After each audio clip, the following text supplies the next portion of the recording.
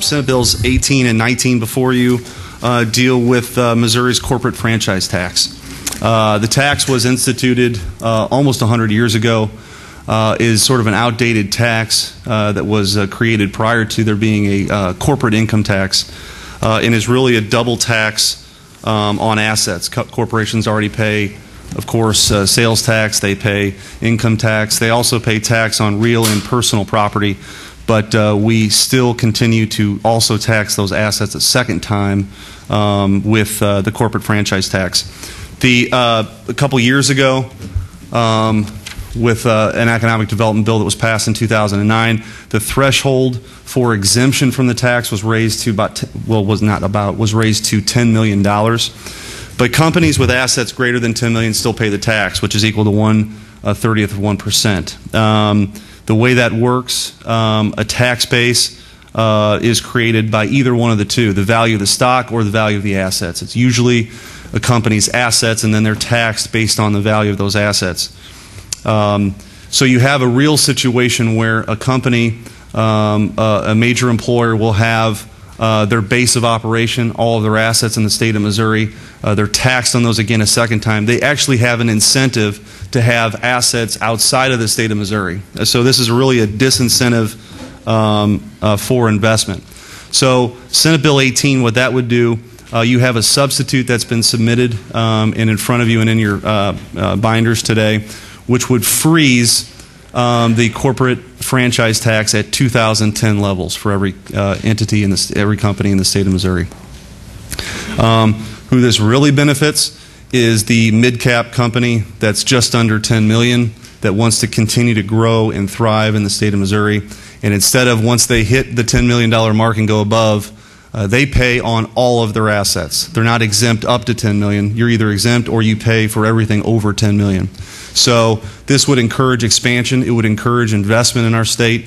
And really, as I said, an outdated double tax that needs to, number one, be frozen. And then Senate Bill 19, which is also in front of you, phases that tax out over a 5-year period. The first bill, Senate Bill 18, does not have a fiscal note. Senate Bill 19, when you phase it out over 5 years, we generate about $85 million on the tax. It's about a $17 million phase out each year. So with that, I'll certainly answer any questions. Mr. Chairman, members of the committee, my name is Tracy King, and I'm here representing the Missouri Chamber of Commerce and Industry, and we'd like to go on record in favor of both Senate Bill 18 and 19. As Senator Schmitt just indicated, we did have an exemption in 2009, which starts in 2010, that exempts assets of $10 million, exempts paying if you have assets of $10 million. But as you can imagine, when you look at assets, which is land, it's the capital, including buildings and the machinery and equipment, and also your inventories. It doesn't take long to get to $10 million, especially for a manufacturer. So we definitely support the bill. Like he said, not only is it double taxation, it's an antiquated tax. It was only supposed to be temporary, but it is a disincentive for those employers to grow. If they're hovering under the $10 million mark, as you can imagine, once they go over that $10 million threshold, there is a huge tax bill. So many of them aren't growing. Also wanted to note on the fiscal note, in both Senate Bill 18 and 19, they reference around $76 million in collections. That does not account for the 2009 exemption that took in place January 2010. So therefore, you've already passed legislation that has taken $15 million off the books. So in a 5-year phase out, you're looking at $50 million over a 5-year period, should be approximately $10 million a year. And as far as our Midwestern states and comparative, most states don't have both a corporate franchise tax and a corporate income tax. Some call it a franchise tax, but it's actually an income tax base, not a capital-based tax. And the states that have no franchise tax at all is Indiana, Minnesota, Ohio, and Texas. Iowa and Kentucky have a franchise tax, but just for banks and investment companies only. And Idaho and Nebraska have an in lieu of tax. So you have the choice of paying the corporate income tax or paying the franchise tax.